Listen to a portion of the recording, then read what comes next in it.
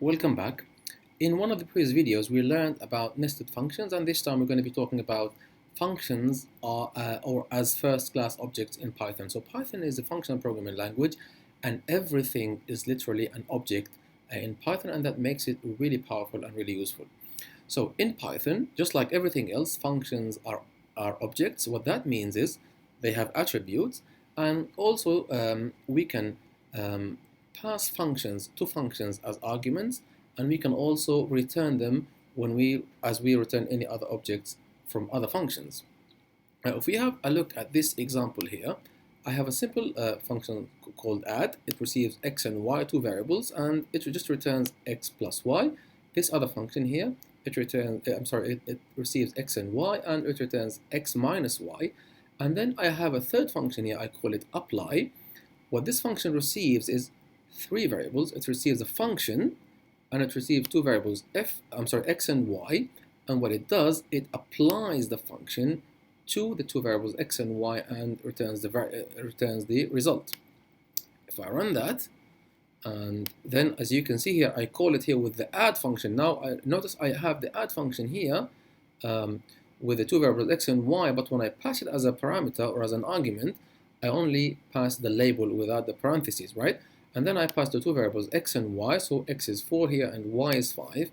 If I do that, you notice I get 9 because my apply function, it applies the function, I pass it to the parameters I give it.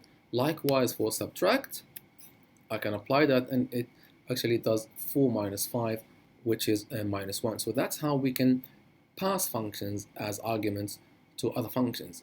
In the remaining part of this quick tutorial, I show how to actually return functions as return values or return objects from other functions. And this is the same function I used when I spoke about nested functions. If you've seen the video, if not, then please go and have a look at it. I'm sure you'll find it useful. And what I do here is I have the exact same function, but instead of calling the inner function, I return it. So I return inner function 2. And notice here I have number 1 and number 2 because we're going to be explaining that. So if I run that, and then I say here, for example, variable foo equals outer function, and notice here my outer function 2, although it receives a parameter, but when I return it, always notice I return it without the parameter, so I only use the function label when I return it, just like when we actually pass it as an argument. Okay, if I do that, and then if I call foo without the parameters, then what I get here is it's telling me that this is a function, but I need to pass it some parameter, or at least leave the parentheses empty. I can do that because the parameter is optional. You notice here it has an initial value. So if I do that, it'll print out I am param1 because I'm printing here param1. Or I can also say param1 equals, for example, test, and then it prints out test.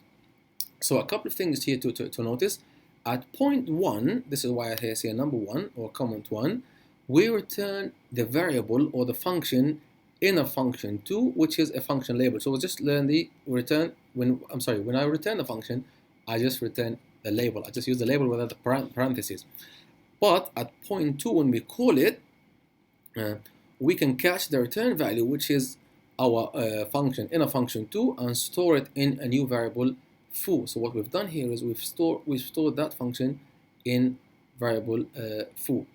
And a couple of things to always bear in mind regarding inner functions is that we always need to pay attention to the variable scope, and also we need to bear in mind that they will be destroyed and they will stop or cease to exist.